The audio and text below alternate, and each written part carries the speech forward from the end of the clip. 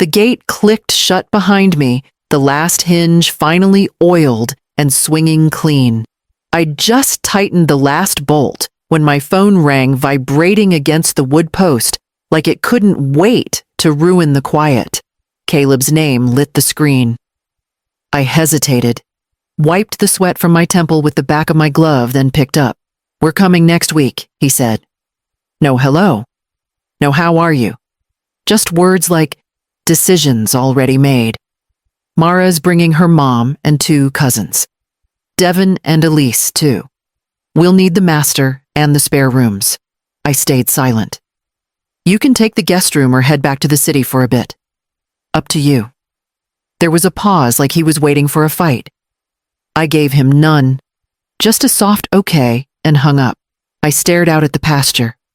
My goats were napping under the low oak tree, tails flicking lazily.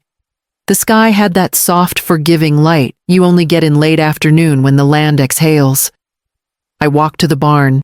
The hay had just been stacked that morning, rows of gold still fragrant from the field. I took down my old clipboard from the nail by the feed buckets and flipped it open. I didn't jot down repairs or feed rotation. I wrote a different list swap out the sheets box, the espresso machine label, the router cord. I added one more item. Call Roy. I stood in the center of the barn, a long while, listening to the breath of the animals, the creak of the rafters. I remembered how quiet it had been when I moved in.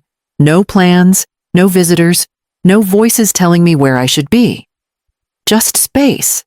My space. They wanted space now. They'd soon get it. Just not the kind they expected. The sheets were the first to go.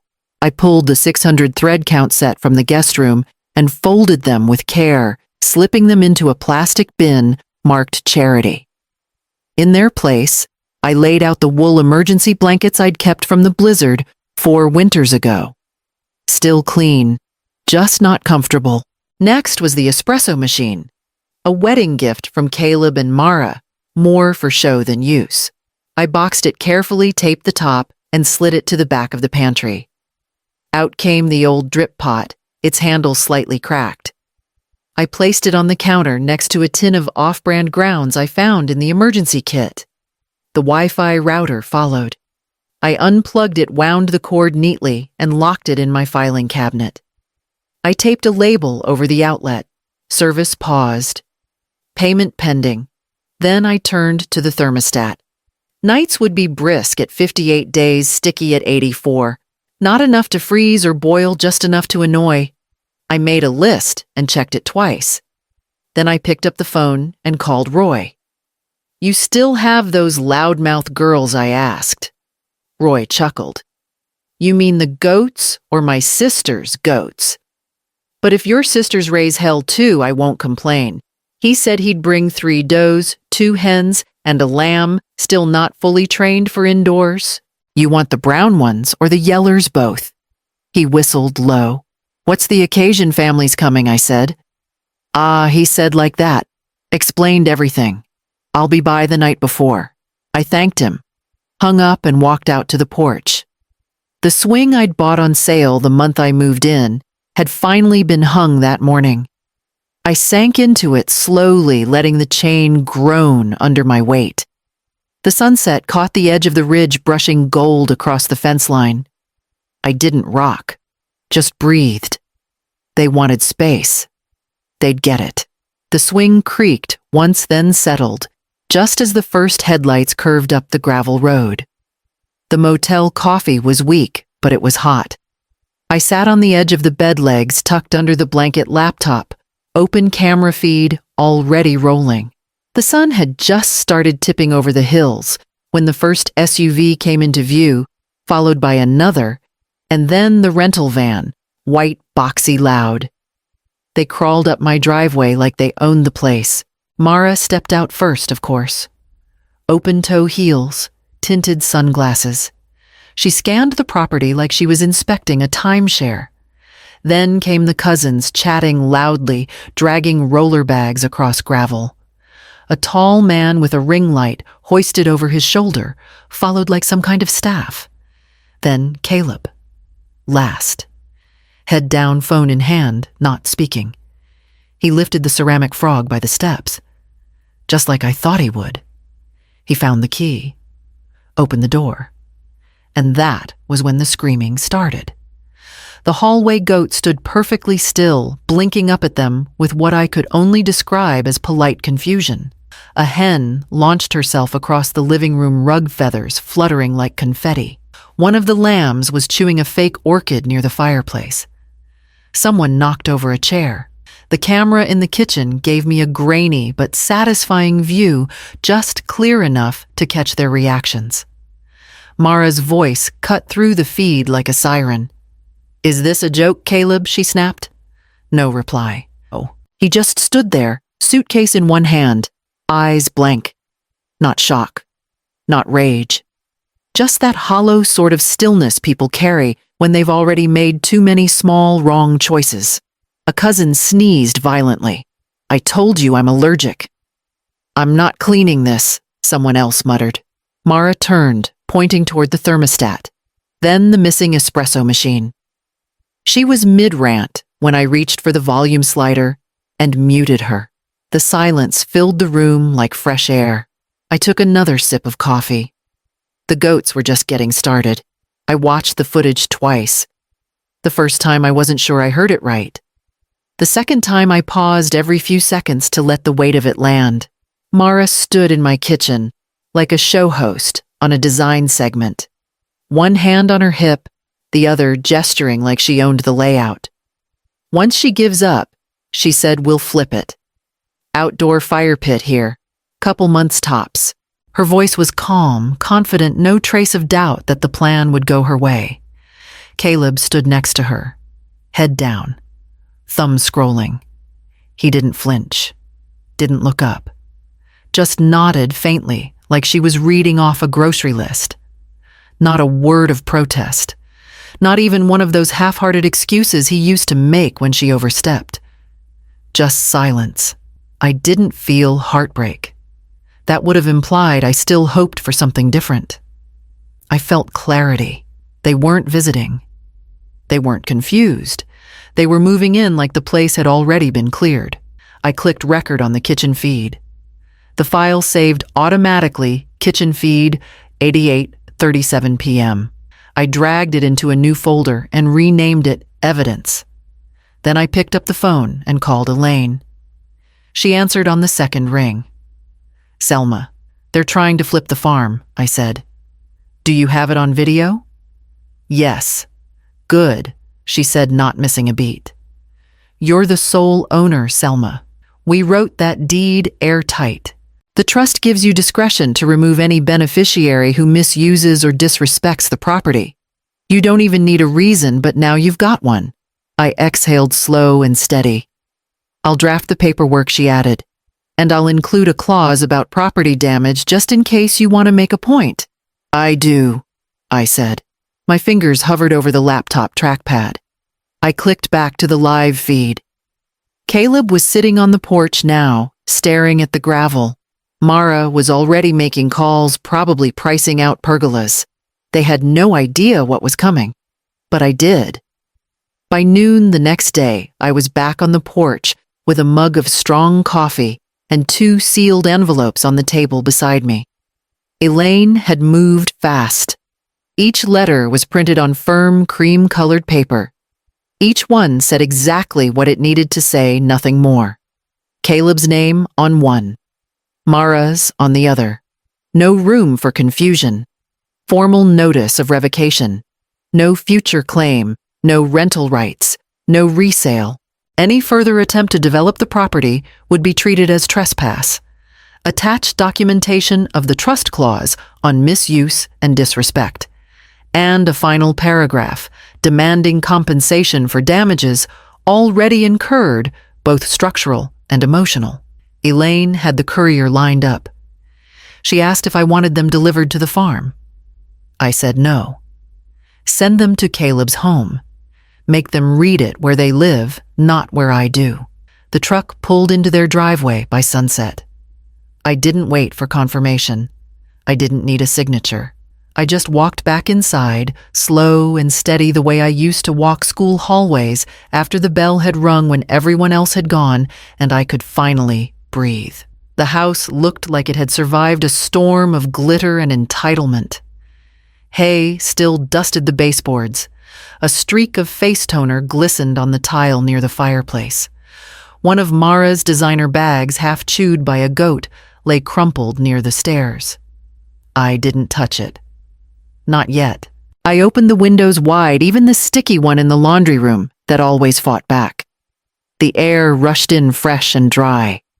Somewhere outside, a hen clucked. One of Royce's goats bleated from the porch. The wind moved through the rooms like a broom with no handle. I poured the rest of my coffee down the drain, rinsed the cup, and left it drying on the rack. The envelopes were gone. The silence was back. And the house was mine again. The envelope was thick and official, but it didn't rattle me. 3 days after the courier delivered my letters, I found the court notice in my mailbox. Caleb and Mara had filed suit. The language was polished, but the intent was plain. They were trying to claim the farm as family inheritance. Claimed I wasn't capable of managing it. That the land would be better used under their guidance. I didn't waste time rereading it. I just called Elaine. They filed, I said. I figured they might, she replied calmly. What's their angle? Age, inheritance, mismanagement. She made a quiet sound somewhere between a sigh and a laugh. Let's use the footage. I pulled up the video again. The moment in the kitchen. Mara gesturing toward the back window. Once she gives up, we'll flip it. Caleb standing beside her, silent, complicit. I sent the clip, the date stamp visible in the corner. Elaine responded 5 minutes later. This is enough. I sat back in my chair. It wasn't anger that sat with me. It was weariness. A quiet kind of knowing. I thought of the night I signed the down payment hands raw from scrubbing cafeteria floors, driving back from a second shift just to meet with the bank before they closed. No one had helped me. No one asked how I was managing. Caleb had been in college. Mara was still a name I hadn't learned to dread yet. They had not built this, but they had come for it, with rehearsed smiles and empty hands. I closed the window on the video and opened a new tab, pulled up the court docket. The hearing date was set. Elaine would represent me. The trust documents were already in her file. Everything ready. I stood, stretched my arms, and walked to the porch. The swing moved gently in the breeze. The goats had gone back to Royce's. The house was clean now, still quiet, and for the first time in days I felt the ground settle beneath me. The courtroom was too cold, but I didn't adjust my jacket. I wore the same work clothes I'd worn to mend the east fence last week. Sturdy boots, pressed flannel, no pretenses. I wasn't dressing up for people who had torn me down. Mara walked in first. Hair perfect, blazer, sharp heels echoing across the tile. Caleb followed, wearing a suit he probably hadn't paid for. He didn't meet my eyes. Elaine stood beside me, calm as ever. Her briefcase clicked open with practiced precision. The judge entered. We stood. We sat. Elaine spoke first. She laid out the deed, presented the trust language.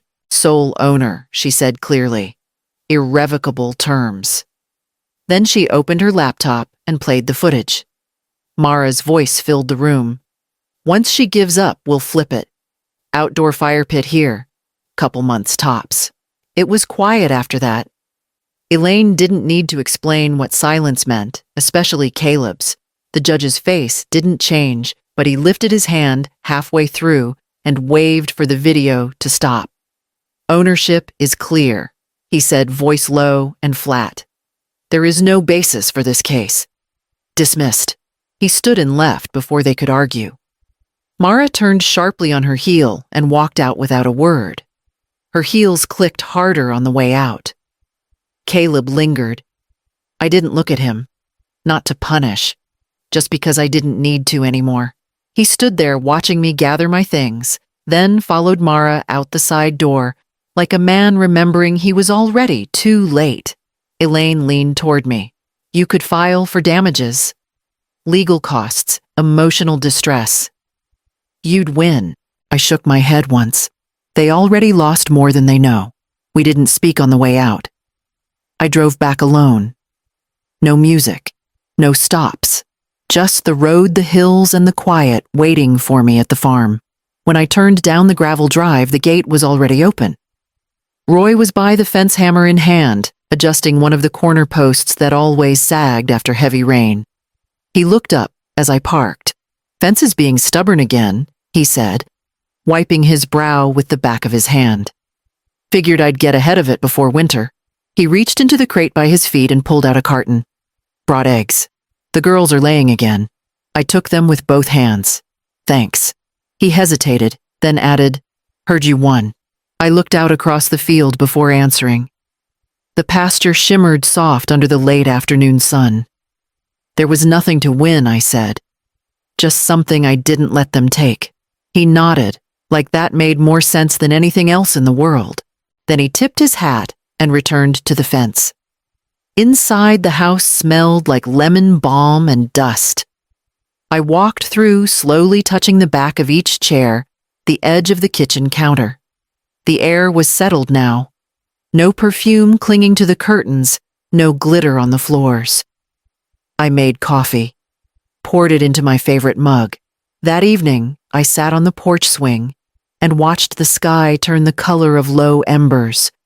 The goats had wandered close to the barn again, nudging one another softly, heads low. Roy's youngest hen picked through the flower bed unfazed by the breeze. No calls, no emails, no knocks. Just the slow sigh of the house, breathing again. I didn't lock the door that night. Not out of carelessness, but because no one left who'd walk through it, had the right to anymore. When I went to bed, the swing still creaked gently outside the same rhythm I'd learned to listen. For steady, slow mine, the days returned without announcement. No one sent a letter. No one came up the drive. There was no apology, no second try. Just the stillness of distance settling into place. I didn't count the days, but I felt them. In the way the floors stopped holding tension. In the way the porch swing no longer creaked with memory, only with wind. Roy came by once a week. Sometimes with feed, sometimes with spare wire for the fence. We didn't talk much, just worked. One afternoon, he handed me a fresh bundle of fence posts and said, "Feels like it's yours again." I didn't answer out loud, but I smiled. He saw it. I spent my mornings checking troughs, watering the kale bed that had somehow survived the worst of summer. I took notes on egg counts, goat feed, the spot by the shed that would need gravel before the rains. One of the hens had made a home under the porch. I saw her there most afternoons, nestled deep into the shadows, feathers puffed like a guard against the world. I left her be. She wasn't hurting anyone. The espresso machine stayed boxed. I didn't miss it. The old drip pot made enough for one, and that was all I ever needed. The living room still had a scratch on the wall from a flailing suitcase. I didn't paint over it. Some marks I decided weren't worth erasing.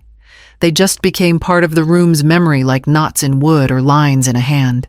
Each evening, I returned to the swing. The air had cooled by then. I brought a notebook some nights, jotting small reminders. Buy more hay, check the east lock prune, the fig tree. No one called. Not even Caleb. And for the first time, I didn't wait for it. Didn't lean toward the sound of an engine, didn't flinch at a knock. The quiet had shape now. And I filled it little by little with the life I chose. Slow, honest, undemanding. And the next morning, I opened the back door to a sky just beginning to soften. I woke with the light, not an alarm. The kind of morning that hums low and steady before the sun fully takes its place. The kind that doesn't rush you, only invites. The coffee brewed slowly. I folded dish towels while it finished, then poured a cup and stepped out onto the porch. Dew clung to the edges of the pasture like a second skin. I took my time walking the boundary, checking latches, brushing my palm against the fence posts. Nothing needed fixing this time. That was rare. By the time I circled back, Roy's truck was easing down the drive. He had a loaf of bread still warm in its paper. Said his daughter had baked it. Too much for the house, he claimed, but we both knew he brought it for the company. We sat without much talk. A goat had stretched herself under the steps like royalty. She barely twitched when Roy shifted his boot. There were no letters today, no voicemails, no shadows from the past trying to crawl through a door I no longer left open. It was just us. The porch.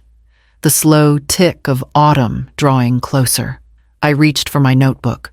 Not the legal one, just the old spiral I kept near the back door. I wrote down what needed pruning before the frost. Which parts of the fence might loosen come January. Notes about grain stock hose length and which windows like to stick when the air turned damp. Roy stood after a while, stretched. He handed me a jar of jam plum from his cousin's orchard. Next week's fair, he said, tipping his cap. You better bring the good carrots. I laughed. You better bring a prize ribbon, I said. He chuckled, then walked off toward his truck. I stayed seated. The screen door creaked behind me in that familiar, easy way. Not haunted, not waiting, just lived in. There wasn't a banner waving over my porch or a brass plaque saying I'd won anything. Because I hadn't. I'd just held on. And now, finally, I was free to let go of everything except this place, this rhythm, this peace I planted with both hands.